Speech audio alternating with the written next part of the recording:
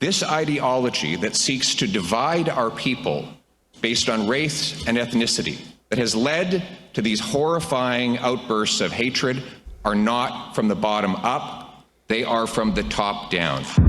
Well, it happened again. Pierre Poilievre has humiliated Justin Trudeau at a banquet hall event. Welcome back to Moose and Loose. My name's David. In today's top stories, we've got Pierre Poilievre humiliating Trudeau and giving a powerful speech, calling out what is really happening in this country. He called it out earlier yesterday in the House of Commons during question period. We're talking about the Palestinian protests going way too far, breaking the law. We're talking protests at schools, at hospitals, people's houses. Melanie Joly refused to even recognize it. We've got some reactions from this stuff. We've got a nasty clip from Karina Gould. Let's jump into this. Let's start with this clip here of Melanie Joly. She tried to defend herself. All she said is Poilievre should apologize for calling out the protests being so nasty in the streets. You can see here, this is just after the session. She's noticeably miffed. She got owned by Poilievre. Says he shouldn't be prime minister. And clearly that's what Pierre Poilievre was doing today.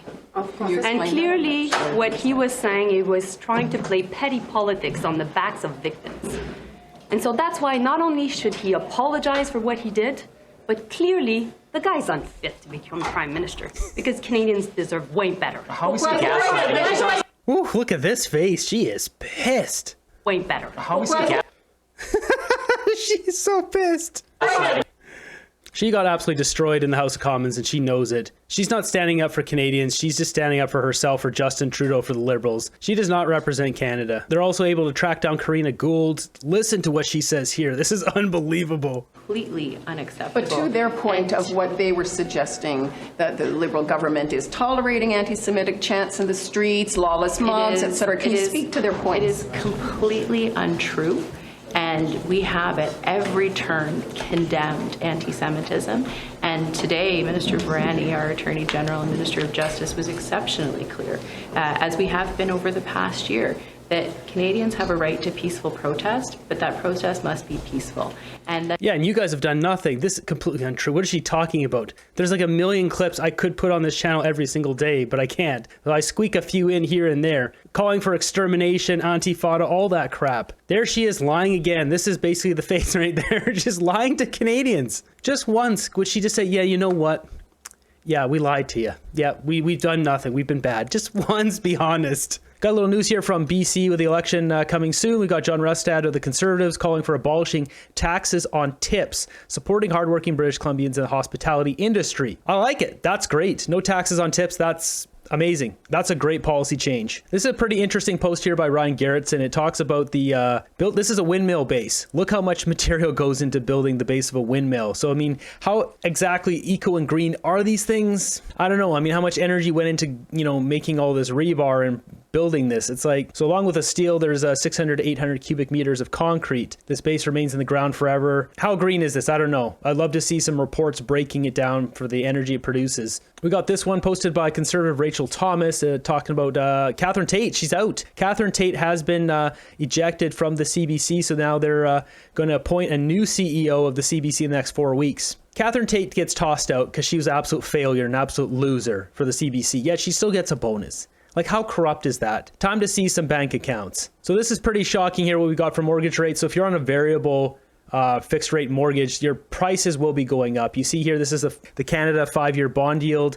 So basically the mortgage rates, the Bank of Canada rates, the interest rates are going to follow this, and your variable mortgages will go up. So we got a couple posts here from Ron Butler, who's a mortgage broker, and variable mortgage payment went up for the past 16 months. Why aren't they coming down? Because even though we have had 3 rate cuts in a row, many variable rate borrowers have seen no decrease. How is this possible? So he goes on to say here that Scotiabank, National Bank, and every mortgage financing corp like MCAP and First National have true variable mortgages. If Bank of Canada raises its rate, your payment goes up. But if the Bank of Canada lowers its rate, your payment goes down. It follows the variable rate follows the Bank of Canada rate. That's what you would expect, right? Well, it turns out, he says here, RBC, TD, CIBC, and BMO have formulas that basically, if the Bank of Canada rate increases, they increase your variable rate. But if it decreases, they don't. So your variable rate will stay high even though the rate has dropped, thus screwing over the people with variable rate mortgages. I would highly recommend anyone looking into this if you are with TD, CIBC, BMO, or RBC, because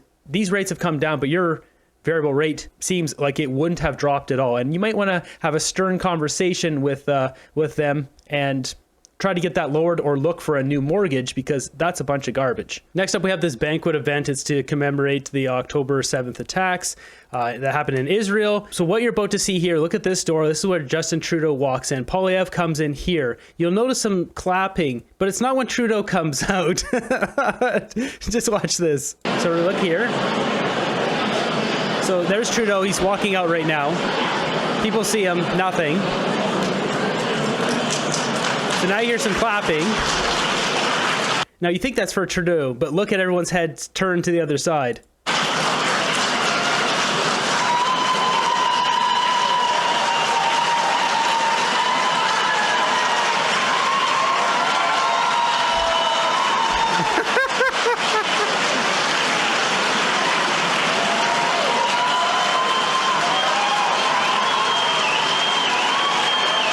People standing and applauding for Pierre Poilievre. No one gave a crap that Trudeau came out, if that says anything. And not only that, people lined up to be able to talk to Poilievre. No one wanted to talk to Trudeau. You can see that right here. So moving on to Poilievre's speech now. The speech is quite long. He talks about Israel, Hamas, all that stuff, but there's too many bad words. I can't put it on the channel. But the second half, he talks about the protesting in the streets. When he does this, it's absolutely savage. Like, he is just completely mopping the floor with Justin Trudeau. It is, Pierre completely wrecks Trudeau. It is embarrassing. Check this out. And yet, Jews here at this home are re-victimized again and again. After watching the Jewish homeland torn apart by this genocidal attack, now they see the same motives and vicious hatred carried out on our very streets, with a staggering increase in hate crimes, most of them directed at the Jewish people. Why now? Why now? Now, we might say, well, of course, because tensions are inflamed by the war between Hamas and Israel. But wait, this is not the first war that Israel has had to fight.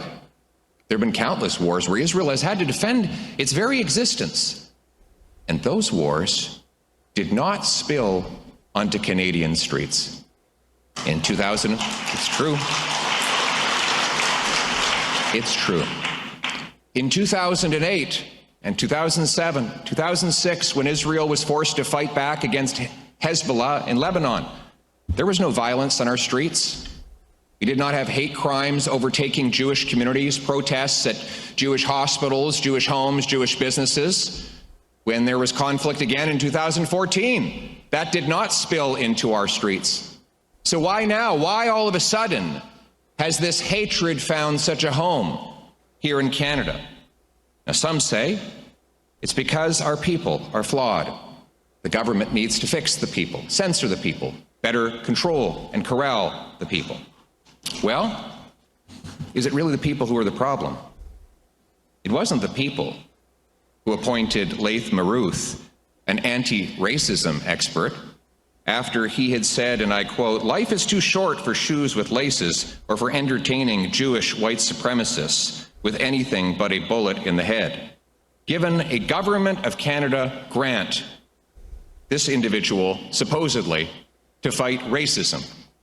Or Birju Datani, appointed as the Commissioner of the Canadian Human Rights Commission, after he wrote, "Terror is not an irrational strategy pursued solely by fundamentalists with politically and psychologically warped visions of a new political, religious, or ideological order. It is, in fact, a rational and well-calculated strategy that is pursued with surprisingly high success rates." The head of our Human Rights Commission. Or an Ontario school that forced children to attend an anti-Israel protest. Kids divided and told to wear different colors to identify their ethnicity. I showed this on the channel, I think on my second channel a couple weeks ago. The parents were tricked into this field trip. They took them to a Palestinian protest and they made them wear different colors. This is scarring to kids at that age. It's unbelievable what's going on in our country. This ideology that seeks to divide our people based on race and ethnicity, that has led to these horrifying outbursts of hatred, are not from the bottom up, they are from the top down.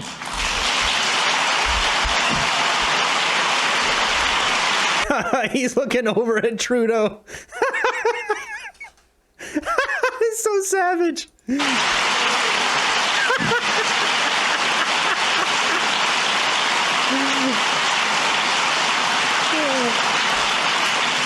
And it has been further accentuated by a government that has let in someone who appears to have been let into Canada and given citizenship to someone who appeared to be in a video mutilating a citizen on a crucifix in the Middle East on behalf of ISIS, someone who then went on to try and stage another attack in Canada. Yet another terrorist came into Canada, preparing to stage an attack from Canada to Jews in New York. All of this, well, our tax dollars fund UNRWA, an organization that has helped carry out the attacks of October 7th. When they say that the government needs to be the watchman of the people, I say, who watches the watchman? I say, it is not for the government to change the people, it is time for the people to change the government.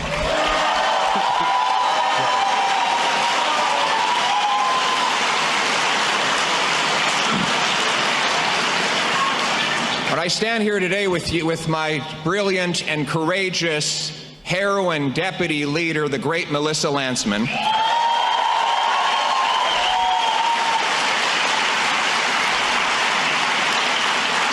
And reiterate the commitment that I've made to you and that I've made to our Muslim brothers and sisters. And that is that we will always take one stand. No matter where we are, we as conservatives will say the same thing. I love the Muslim people. And when I go into their mosques, and I do proudly visit their mosques, I tell them I am a friend of Israel. I say the same things there that I do here. We can no longer accept political parties sending one MP into one place to say one thing and another MP into a different place to say exactly the opposite.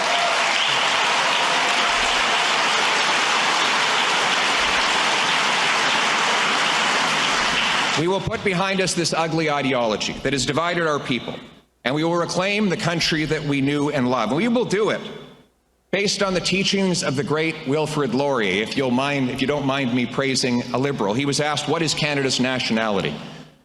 And he could not list an ethnicity or a religion.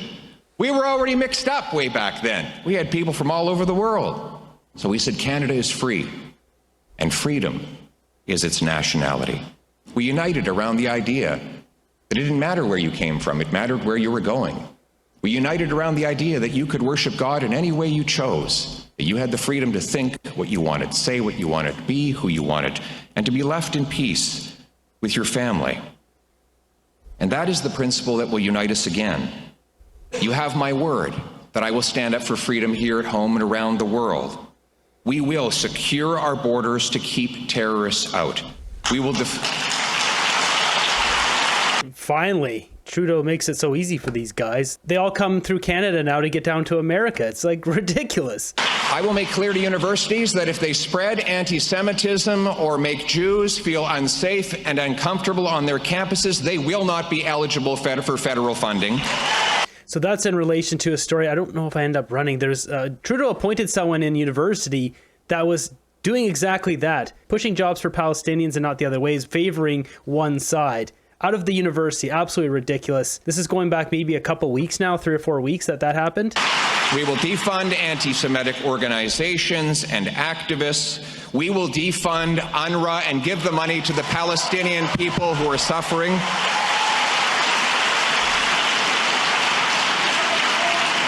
I will vote against anti-Israel resolutions at the United Nations. I will back Israel's right to defend itself, which includes retaliating against those that attack Israel. Israel must be able to prevent Iran from using nuclear weapons. If necessary, that means proactively striking Iranian nuclear sites and oil installations to defund the terrorist regime. I don't do a lot of the global politics on here because a lot of that stuff, YouTube doesn't really like that, but that looks like where the conflict is heading right now. We will keep our fists closed to terrorism, but our hands open to peace. We must work with the Saudis, the Emiratis, the Qataris, and anyone who's willing to talk and work and build towards a greater peace, including the permanent recognition of the Jewish state's right to exist as a Jewish state now and forever. This is the bright future we have in store. In a land where all the Abrahamic people can enjoy their religious places of worship in peace and in harmony, the way Canada once was, that is the way that we can rekindle the memories of those brilliant souls that we lost a year ago today. I was speaking with Rabbi Mendel Kaplan, and I asked, how do I address the loss and find some glimmer of hope in it? And he said that those we lost can live on this world, in this world, even as they've passed into the next. And I said, how? He said, by carrying on the Jewish traditions that animated them. It's quite the speech by Poilievre, and he took his chance there to really embarrass Justin Trudeau, expose what he has done to this country, how he's not standing up as a leader for this country, he's serving his own interests. I can only imagine that he probably got up and left at some point, but there's no camera that pointed over that direction. Next up, we got this clip here of a guy stealing a police car and having some fun with it in a park. It quickly became apparent to people near Templeton Park the person behind the wheel of this marked VPD SUV was not a police officer, and this was in fact a very dangerous joyride through the park in a stolen car.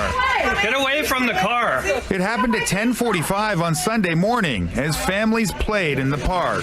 I could see lots of kids in the playground. Luckily, there was nobody in the field that I could see, so that was some good news. But certainly the kids that were in the playground, they scattered pretty quickly. A second police SUV then drove onto the field, colliding with the stolen one. An actual police officer can then be seen yelling at the driver to get out before a police dog took the suspect down as he tried to run away. Police say it began several blocks away when officers stopped to help a woman in distress near East Hastings and Semlin Drive.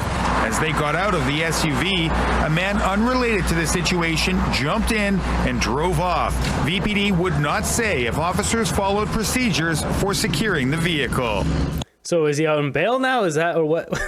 This is such a bizarre story. Our expectation is that when our officers stop their vehicles to get out of their cars to help somebody, that somebody's not going to get in the car and steal it. So that's where we're going to leave this story, but someone was hit by that car in that park somewhere. They didn't really go into it much though. Let's jump over to my group now and check out some memes. Seems like medieval time is getting close. Remember when you spoke against the king? What happened? I think all liberal assets should be frozen pending the submission of investigation of ordered documents. We got this one here. It says BC leaders debate exposes David Eby's failed leadership and misguided policies. Carbon taxes, crime, healthcare, why Eby solutions have led British Columbians into crisis. If you want to check that out, I have the full debate on my second channel. John Rustad just made Eby look like an absolute fool. And Eby kept on talking over him. He just looked so bad in that debate. This is Jennifer O'Connell's seat. Guess she'll have a boo-hoo to get over. Yeah, a lot of liberals they're just getting wiped out. So with Pierre Poilievre's speech here, we've got some fresh protesting here, October 7th.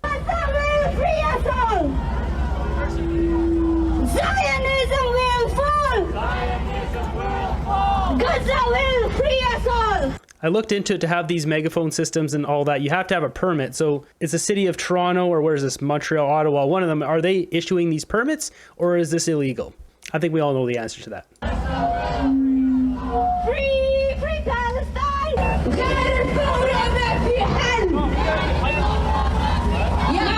I want you guys to be